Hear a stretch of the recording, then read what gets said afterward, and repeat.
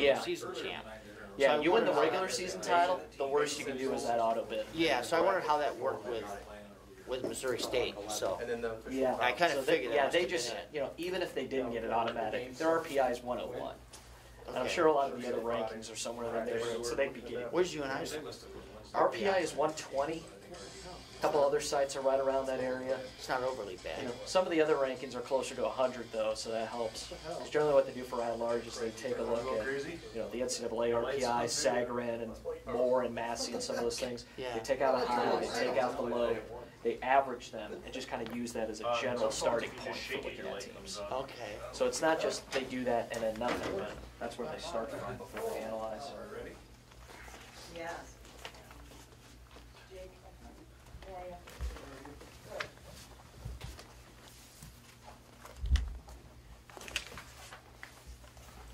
I'd like to welcome everyone to this week's UNI press conference. First up today, women's basketball head coach Tanya Warren. The Panthers reached the MVC title game for the third straight season. Panthers will await word tonight on a WNIT berth. Next up, head coach Tanya Warren.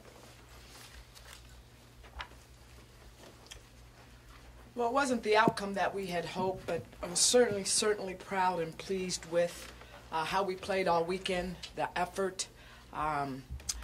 When you look at the game, our start didn't help us, and then you have to go back to, I think we were down 1 with 1:30 in the second with the ball, and we go back-to-back turnovers, which resulted in back-to-back threes for them. Also, you're down 7 at half, and then come out and again grind your way back in the third quarter, and just didn't have enough in the fourth to finish. But extremely proud, very proud of the progress that this team made, not only over the last 6 weeks, but when you look at how we performed over the weekend, it says a lot about the young women in this program. You have to give hats out and a lot of respect to Drake and what they've done and how they've done it. And we are wishing them the best in their seed for their NCAA tournament bid and hope they have a very good long run. But you can't, as a basketball fan in this state, you have to be proud of what both programs have accomplished. To be in that game back-to-back years for both programs says a lot about the programs and where both programs are headed. Both teams lose one senior, and we're certainly going to miss Kennedy. We really are hoping that we've done enough to continue play. We think we have, but what a asset she has been, both on and off the floor for our program. But again, extremely proud and pleased of what this team has been able to accomplish. Are there any questions? Tanya, how confident are you that you'll get a postseason bid, number one, and what would it mean for a team this young to continue its season? Well, going into the tournament, we was told by the committee that we were certainly being considered and we had to have a good showing. And I think we've done that. I think we've won either 11 out of the last 14 or 12 out of the last 15. And when you look at how we've played down the stretch and then the history in which we've had in playing in the WNIT, I certainly think it swings in our favor. And to be able to play in postseason play with this young team only helps, because that experience is something that you value, and it gives you some momentum going into the off season and certainly into next season. How much has this team grown from starting the year where you kept saying that this is the youngest team you've had to how much that has happened and how much experience they've gained since? Well, we talk a lot about the process and a lot about the journey and not getting caught up in the destination. And when you look at, especially over the last 6 weeks, the progress that this team has made, it has been incredible. If you'd have probably asked not only myself but our team back leaving the locker room at Omaha, and we played without Ellie, if we thought we would get to 19 wins, I'm not sure everybody would have been on board. But again, it's a testament to the young women. Them staying true to the process, them staying true to the everyday journey, coming to work, wanting to get better, and just learning the lessons, and we talk a lot about you win and you learn. Not necessarily lose, but learn, and we certainly learned, and it showed in what we was able to accomplish down the stretch. What are some areas that you think this group could still continue to grow and improve if you have that chance to have postseason play here this season? Well, you know, we have to continue to value the basketball, and I think we did that over the weekend. But with Drake does such an incredible job of being able to turn your turnovers into points. I mean, they're top 3 in the country in doing that. It's not that we turned the ball over a lot. It's when we did, they turned them into points. So continuing to value the basketball, continue to be able to play inside out. We didn't get Megan's best, but Megan also left the game a little bit early and was hobbled. But what she's been able to do down the stretch certainly helped our progression as a team. And then we got to continue to do what we do, and that's defend, be attention to detail oriented, and continue to get good productivity off of our bench. Now that the tournament's been in the Quad Cities for a few years, just what have you thought about the general experience and all the support that's been coming down the last few seasons? You know, how they embraced us as a league and how they embraced that tournament has been incredible. Joe has done a tremendous job of welcoming us, embracing that, getting the word out, and again, the atmosphere yesterday was pretty special. And I don't know if it has to do with us and Drake being in that final, but when you look at the atmosphere and what it brings, that's every student-athlete's dream to play in front of that kind of atmosphere. Any other questions? Thank you.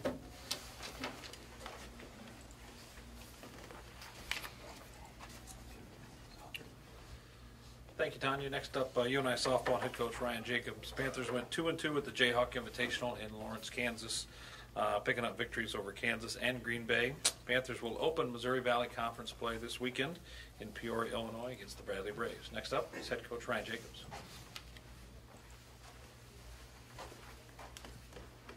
It's hard to believe we're halfway through our season already, and this is always the cutoff point to things change, whether you are ready for them or you're not. Once Valley play begins, we really get on that road of trying to accomplish our main goal of the season, which is to win that conference championship.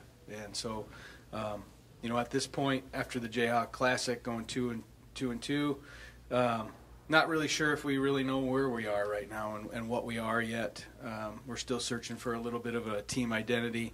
And I think we're still searching to get people all on the same page and pulling in the right direction. I think this year's been a little bit different at this point.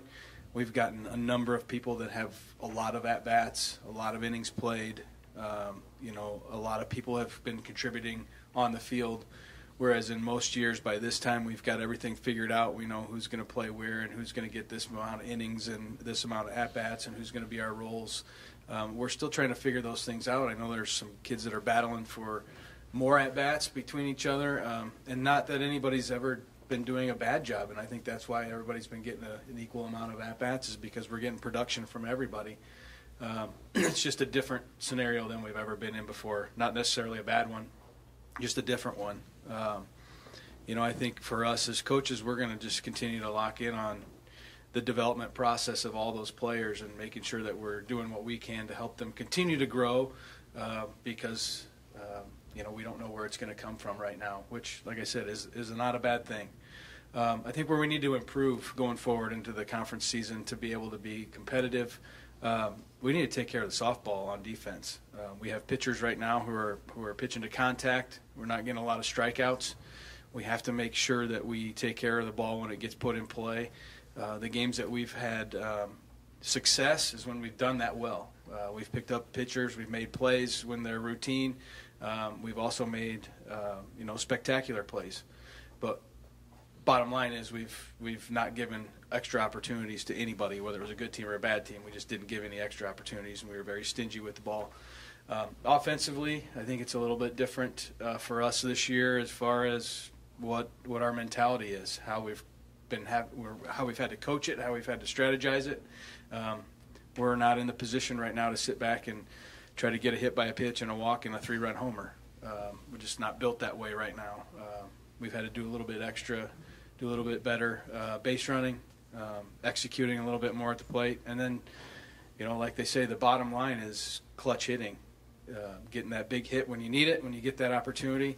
And the best thing about this offense so far is we've been in multiple opportunities. In every game we've had opportunities in most of the innings to get that hit, whether it's a 2-out hit with a runner at second and score them, or second and third, 1 out, and be able to look for a bigger inning. We saw that this weekend at Kansas. Our opportunities for the big innings, we didn't come through. Except in that Kansas game, we had an 8-run inning, and to see that it's kind of like we wasted all our hits in one inning. But in those closer games, we had opportunities to take the lead and opportunities to put the game away, and we just didn't get that clutch hit. And so that's what we need to focus on going through the conference season, to continue to get better at those areas. Nothing big, nothing major, just a little bit more focus and a little bit more work. That's it. So going forward into Bradley, this is the time of the year I tell the girls, these teams that we've played don't know a lot about us. So some of the things we've been able to get away with, we probably won't. The scouting reports are out there now. So if you're struggling at a certain area, you better get better at it, because you're going to continue to get challenged in those areas. As far as hitters go, if you've had success, you just got to continue to roll with it. Be ready to adjust fast, because teams are trying to do that against you. If you're struggling, you better go get ready, because that's what you're going to get the rest of the year. And especially with teams that have seen our players 2 and 3 years and seen how they adjust, it's got to be a quicker adjustment for everybody. But just the games, every inning is highlighted and heightened energy and intensity. But Bradley is a team that so far has swung the bats very well. They put up a lot of runs. They've beaten some really good teams. I think where they've struggled a little bit, and where they're going to continue to try to get better is the pitching the ball and playing defense. When they put things together that way as well, they've had a lot of success. But the thing that we need to control for them right now to be successful against them is limit their opportunities, because they do swing the bats well. And if you give teams that swing bats well another chance, a lot of times you're going to come up on the wrong end. So, going forward, like I said, it's games now that we know them, they know us, and it's all about who's going to want it more and who's going to work harder to get to that ultimate goal, which is to win the conference championship. Any questions? Coach, you got a couple Waterloo kids with Brooke and Jackie in the circle this year. What are the keys for them as you get into conference play and how they kind of continue to develop? Well, I think the one thing for Brooke is she's a ground ball pitcher. She's throwing at a high velocity right now, making sure that she's still using her changeup to effectively keep people off balance. But she's been the one pitcher that we can count on to get the miss hits. They don't really hit her very hard, but they do put it in play. So we got to be able to play good defense behind her. Not necessarily going to be a strikeout pitcher. Jackie, who has been a strikeout pitcher for us in the past, hasn't done a good job right now of keeping hitters off balance. In the game the other night against UMKC, it was in the second inning, and it felt like every one of their hitters was timing her up already, and she wasn't doing a good job of keeping them off balance and changing their eyes and things like that, where she's been very effective. So both of them have a little bit of an area where they need to improve for us, but if you look at them statistically, have done a great job of keeping us in every game that they've pitched. Just some small little minor detail things that'll get them over the hump, and both of them. Then we can have two kids that I know are going to compete. They both will compete every single day, whether they have it or they don't. That's one thing we know we can count on for both of them. Going into conference play, how does the Valley look as a whole? Very tough. I think the pitching up and down is very strong. You've got some new kids in the mix that are elevating the pitching staffs, backing up who's been the number one for a couple years, and now they've got a kid that's going to back them up in game twos. Across the board, the pitching I think is going to be better than it has been. Offensively, I think there's going to be one or two teams that are going to be, the home run hitting type teams. But overall, I think it's just going to be a lot of scrappy offenses. Some people leaning on speed a little bit more than they have in the past. But, it's that old adage, if walks and errors will kill you, and get the clutch hit when you get an opportunity, whether it's in the second inning or the fifth inning. When you get those opportunities for a 2-out base hit, the team that's going to get those most is going to be the one that ends up on the top. Any other questions? Thank you.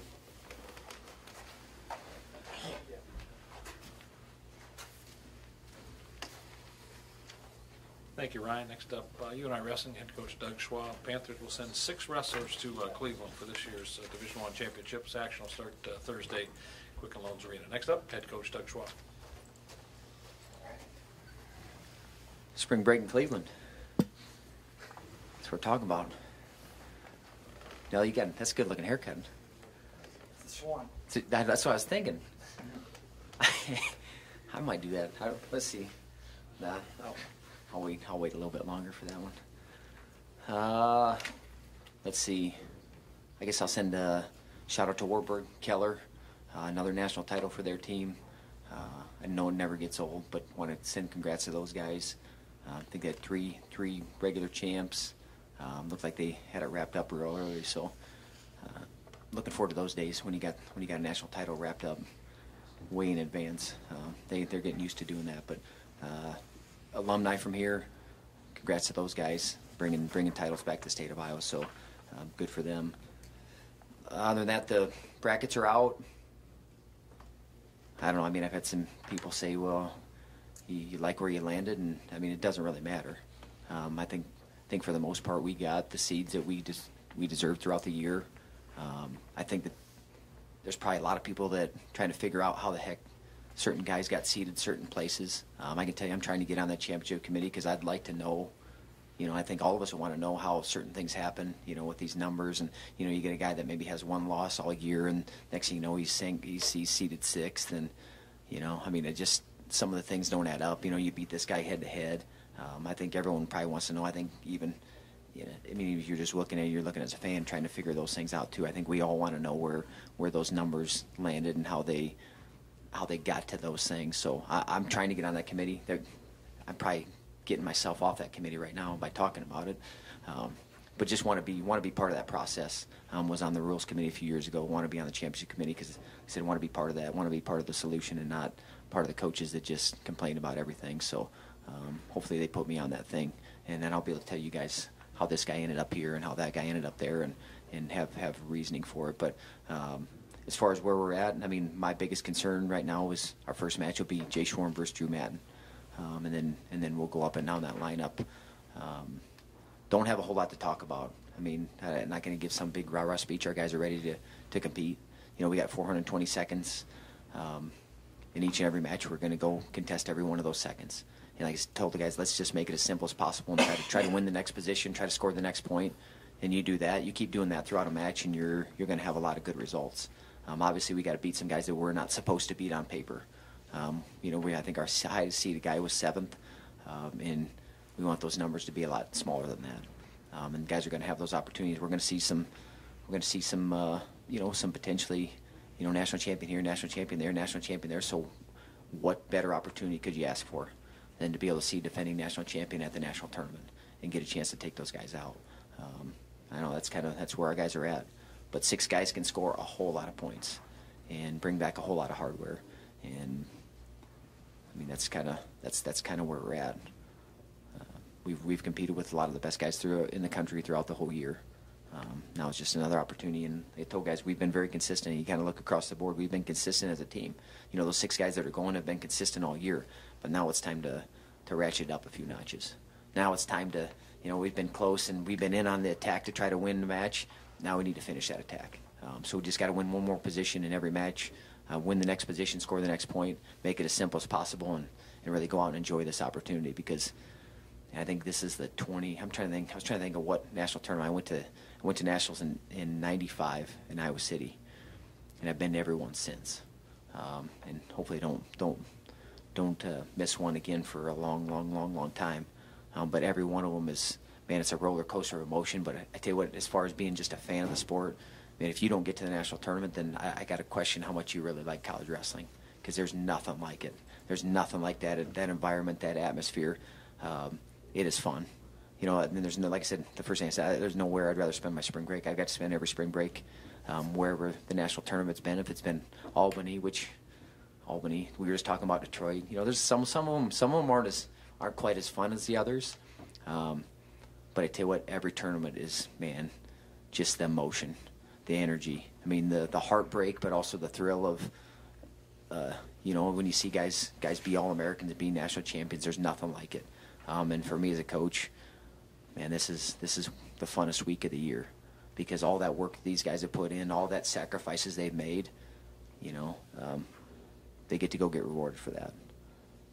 And that's what I'm looking forward to our guys doing, and they're going to be ready up and down that lineup. So I guess if you guys got any questions, certainly ask. But I said, I told our team, I'm sick of talking. I think we've all had enough of talking about this and talking about that and prognosticating. You know, the first round match is the only thing that matters right now. Can you talk a little bit about Drew Foster? I mean, last year a tremendous, tournament, but he was a guy that came in and, lack of a better term, he was kind of off the radar, and now he's the guy that everybody.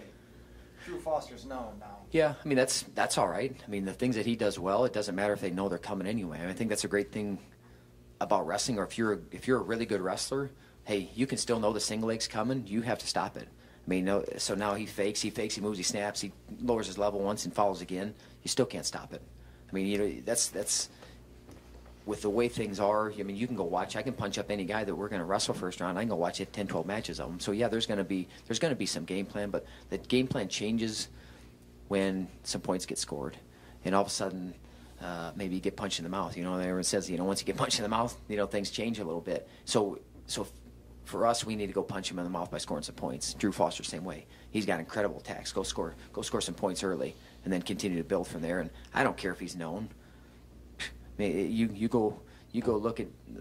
I mean, you can look at guys up and down the lineup. They know what they do anyway. You still have to be able to stop it. I mean, that's.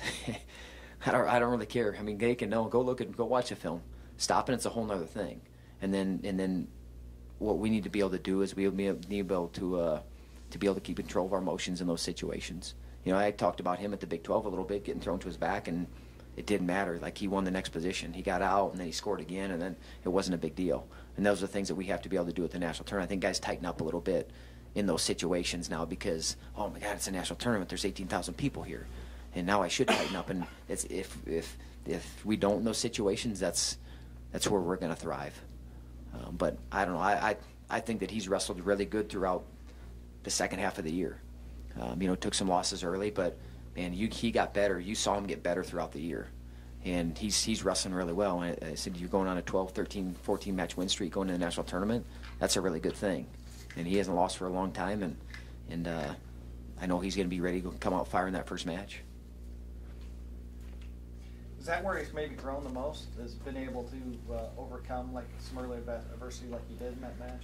Yeah, I think just getting his timing down, maybe shape a little bit. You know, he's probably not a guy that's going to be razor sharp in November. You know, you don't have to be. I mean, he's a guy that's going to build into it a little bit. Where some guys are just, you know, maybe a little more steady. He's gonna gradually increase a little bit shape and I mean, I think about the first match he wrestled with Keegan Moore.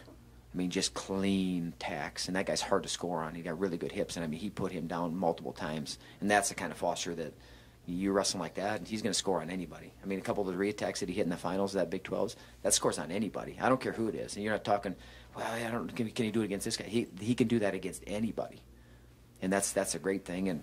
And for him, you know, I think last year he was, you know, he kind of saw him. He's wearing a Jeff Gordon jersey, and he's, you know, he's a little bit kind of loose, and we just got to keep him loose. Even though you're defending All-American, that's where that kind of that pressure can build up a little bit instead of going out and attacking again. Like, and that's, you know, talking with him, talking with our guys. They're ready to go out and attack something new, no matter where they've been before. If they've been on the stand, haven't been on the stand. It's about this opportunity and nothing else.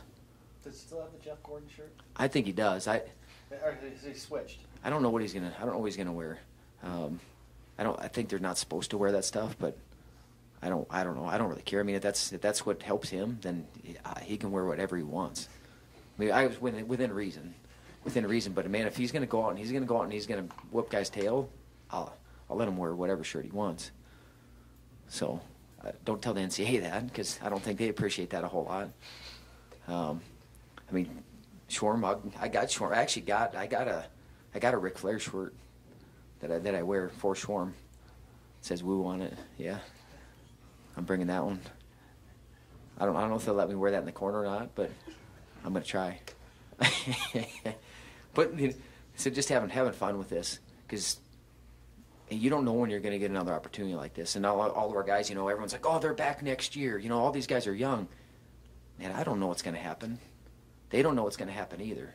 I mean, there's so many things that can happen. Like, you have to just take the moment and make the most of it. You got to take this opportunity and just seize it and frickin' strangle it. And I know that's what our guys are ready to do. Like I said, I don't think we've competed like we're capable, like to the best of our ability all year. So, we've saved it for now. So now let's do it as a team. Let's do it as a group, up and down. And then these guys are going to feed off each other. I feel like they're focused, but also loose and ready to compete. I mean, there's only one guy that hasn't been to the national tournament yet. Schwarm's but he's a guy that, as long as he keeps it fun, he's going to be in real good shape. And that's our other guys have to do that too. Like, I don't know. I'm looking forward to our team scoring a whole bunch of points and drinking a whole bunch of Mountain Dew on Saturday night.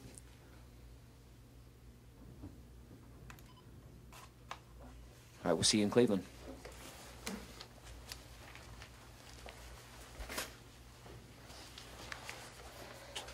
Thank you, Doug. Thank you, everyone, for coming out. Have a great week. Go Panthers.